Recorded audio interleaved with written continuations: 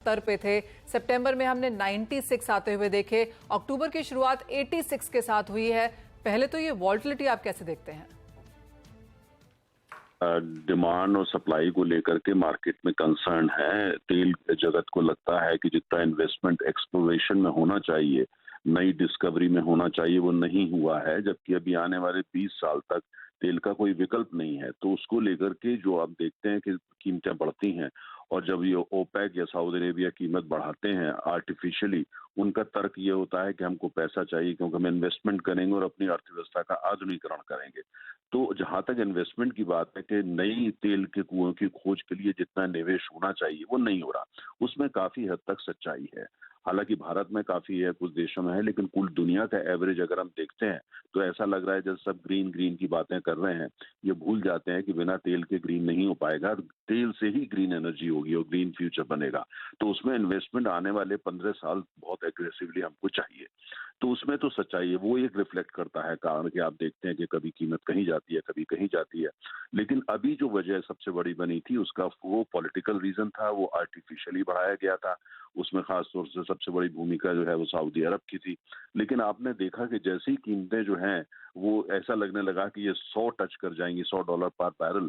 तो तुरंत आपने देखा कि अमेरिका की तरफ से प्रतिक्रिया हुई, भारत की तरफ से बहुत तेज प्रतिक्रिया हुई। हमारे तेल मंत्री ने अबू धाबी में बहुत ही सख्त बयान दिए इस बात को लेकर के कि अगर $100 हो जाता है तो पूरी दुनिया की अर्थव्यवस्था के साथ जो होगा, तो उससे जो बड़े उत्पादक देश थी उससे बच नहीं पाएंगे।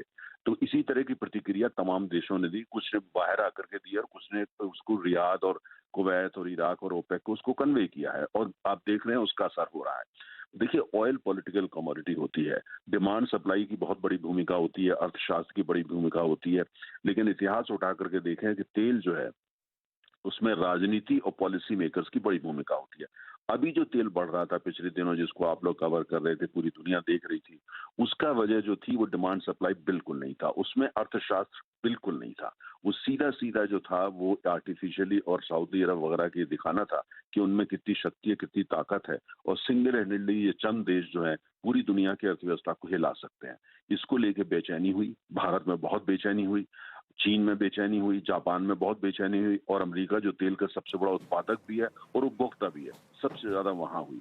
और ऐसे समय जब सऊदी अरब अमेरिका से न्यूक्लियर पावर डील नेगोशिएट कर रहा है, अमेरिका जो है उनकी मदद कर रहा है, इजराइल और सऊदी अरब के बीच में समझौता हो जाए, तो भारी बातचीत आपस में चल रही है, और उसके साथ साथ ये बात भी हुई है। और आप देख रहे हैं उसका असर मार्केट में दिख रहा है। जब भी कोई कूटनीति की बात होती है, जो बाजार में बड़े खिलाड़ी हैं, है ना, वो उसको तुरंत उनको पता लग जी। जाता है, और उसी का असर है कि कीमतें जो हैं वो दक्षिण की तरफ जा रही हैं। ओके, इनफैक्ट मिस्टर तनेजा, आपने तो ये कंसिस्टेंटली मेंटेन किया है कि डिमांड की वजह से ये तेजी नहीं आई है, ये फिगर्स इन्फ्लेटेड हैं, ये तेजी उतनी ऊपर टिकेगी नहीं। आप बताइए, अब यूएस का डेटा हमारे सामने है जिसकी वजह से एकाएक हमने $5 का ड्रॉप देखा है। अब यहाँ से और नीचे स्लिप होते हुए देख रहे हैं आप, क्या नई रेंज अब क्या रह सकती है, कहाँ स्टेबल होगा क्रूड, क्या लग रहा है फिलहाल? देखिए, तेल के बारे में कहा जाता है कि ईश्वर के अलावा कोई जानता नहीं। लंबा प्रोजेक्शन करना जो है कोई समझदार व्यक्ति नहीं करता, लेकिन इतना जरूर है कि जो हालात दिख रहे हैं, जिस हिसाब से मुझे नहीं लगता कि डिमांड में कोई बड़ी बढ़ोतरी होने वाली है। अमेरिका में इंटरेस्ट रेट बढ़ते हैं तो जाहिर है वहाँ परेशानियां बढ़ेंगी, और कहीं से कहाँ से चीन की अर्थव्यवस्था जो है वो काफी जो है वो डामाडोल स्थिति के अंदर है। तो डिमांड, बड़ी डिमांड कहाँ से आएगी, तो वो होती हुई नजर नहीं आती है। दूसरी तरह में ये भी समझ में आता है कि सऊदी अरब और खासतौर से इन देशों का कहना $80 चाहिए, तो ठीक है, भारत भी उसके साथ ओके है, और अमेरिका भी कहता है ठीक है, $80 चलती है। और लेकिन डिमांड तो कोई बढ़ने वाली नहीं, सप्लाई कंस्टेंट कोई बड़ी होने वाली नहीं है।